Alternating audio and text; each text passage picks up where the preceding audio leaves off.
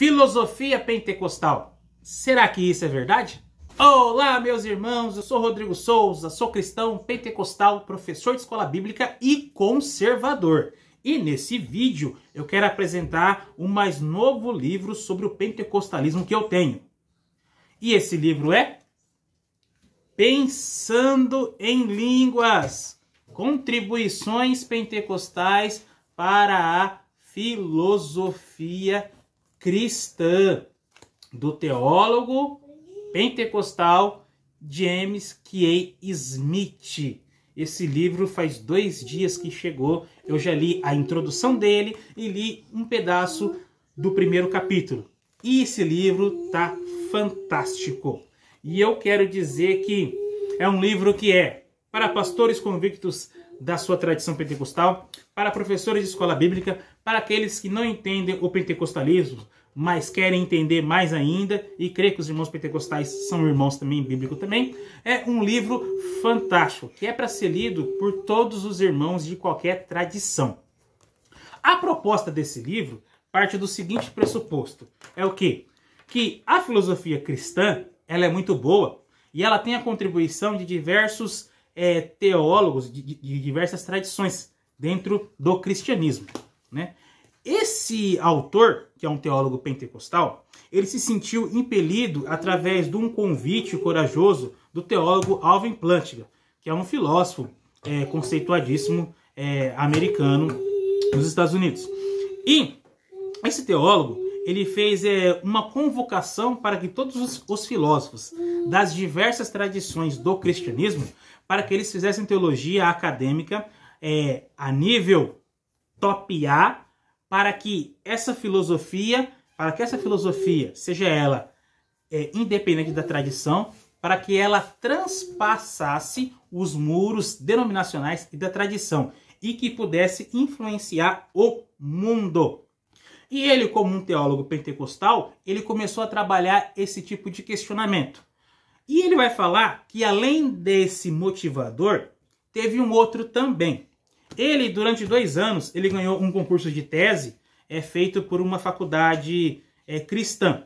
E quando ele foi conversar com um outro companheiro também de sala, que era um teólogo, ele não fala o nome, mas um teólogo tradicional bastante conhecido, de renome mundial.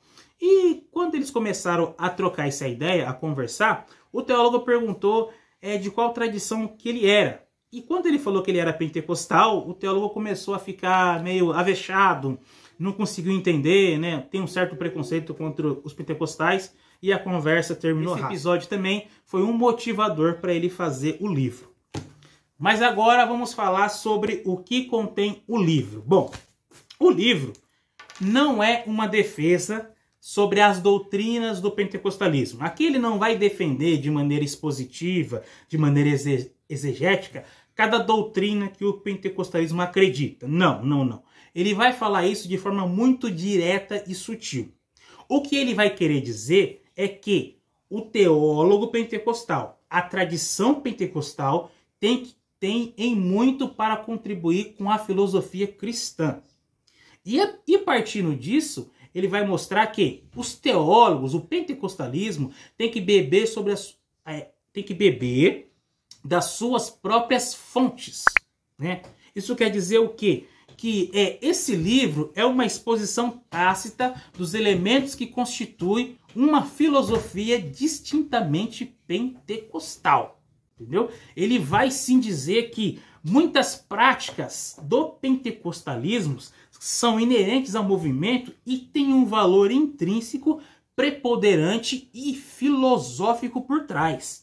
Isso que é muito interessante. Muitas ideias que nós temos sobre diversas coisas, existe um lastro filosófico por trás, que dão a sustentação intelectual sobre aquilo.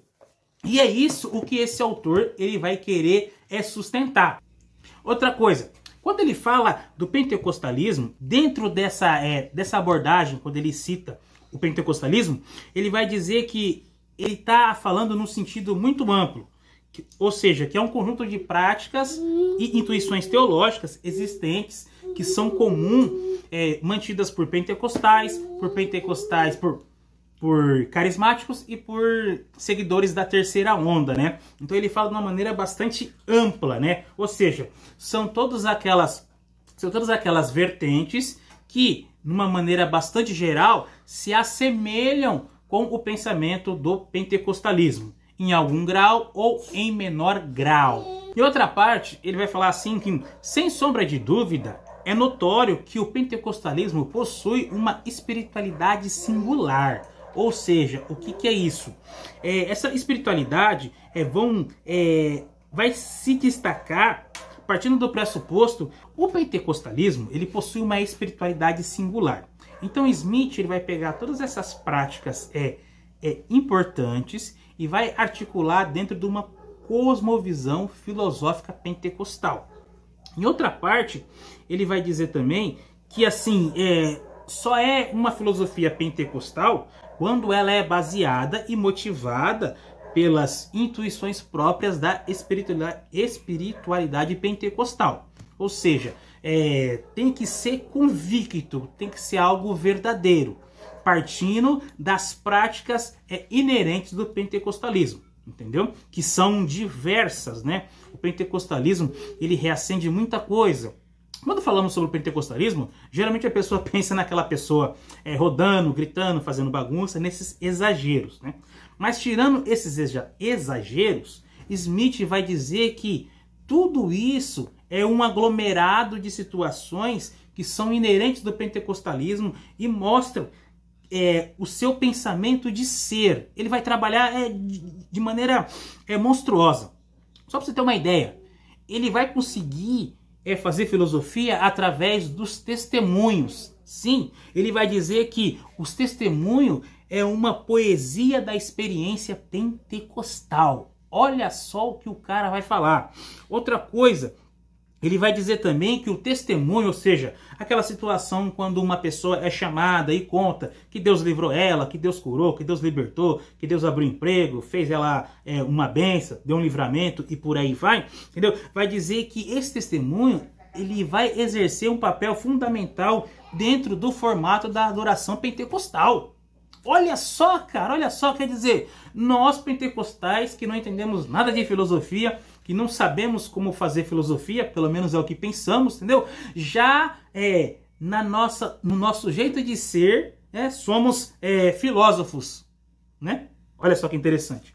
E ele também vai falar também sobre a questão do falar em línguas. Olha só, olha o que ele vai dizer, que o falar em línguas é um caso singular e um desafio dos paradigmas ensinados pela filosofia da linguagem, né? Eu não cheguei a adentrar muito nesse perímetro ainda do livro também. Ele também vai dizer, e isso eu já li em alguns livros, que assim, o pentecostalismo entende o quê? Que Deus, ele age na natureza, que Deus ele é presente na nossa vida, que ele é presente na nossa situação. Né? Aí ele vai conceituar e vai delimitar isso de uma maneira bastante importante, mas sem perder a noção do que é o pentecostal, o pentecostalismo, né? Uma vez conversando com um amigo, né, e ele fala bastante sobre a questão dos intelectuais públicos, né, que são aquelas pessoas que dão o lastro filosófico, né, e empírico sobre as posições ideológicas, sobre as situações de vida e por aí vai. Então, quando falamos sobre os filósofos pentecostais, são pessoas que já têm uma posição bem definida e que têm muito em contribuir com a sociedade em geral. Seja ela restrita, igual seja do pentecostalismo, né? Ou não, falando de forma mais abrangente. O que devemos colocar é o quê? Essas ideias, como do James Smith, entendeu? E ver se elas são passíveis de escrutínio, ou seja, debater, sugar, absorver e ver se tem incoerências ou não. Então, você que é pentecostal, às vezes você vai até achar meio esquisito, meio abominável, uma filosofia, né? Não, Paulo vai falar sobre que as filosofias são vãs, né? Aí se você ler mais atentamente o texto que Paulo está falando, não é toda a filosofia que é condenada. É aquela filosofia que desmerece, que denigre, né, o ser de Deus, a pessoa de Cristo, né, aquilo que é contra a sua palavra, né? Existem coisas muito boas que são, que podemos dizer assim, secular, que usada de maneira adequada e equilibrada, traz um benefício muito grande. Um exemplo, a parte financeira mesmo. É algo que a gente coloca como secular, mas e aí? É importante para toda a igreja, é importante na vida do ser humano, né? Então temos que conceituar muito bem essas coisas para nós mesmo não falar besteira, né? Conforme o pastor pentecostal Rick Nennis, o autor do livro Pentecostal de Coração e Mente, ele vai dizer sobre os versículos anti-intelectuais, né? Que são aqueles versículos que muitos pentecostais usam para denigrir o estudo, para não estudar em faculdade e por aí vai. Então, esse livro está sendo promissor, está sendo fantástico. Não me arrependi de comprar ele, não me arrependi. Está um preço fantástico na Amazon. Corre e adquira logo, viu? Porque deve ser por pouco tempo.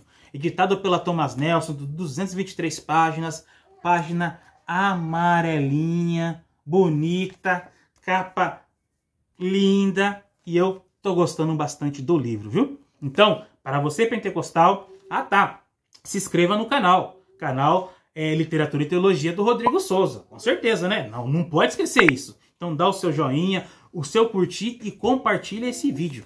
Vamos fazer esse canal Literatura e Teologia ficar conhecido no mundo da internet. Fiquem na paz do Senhor Jesus.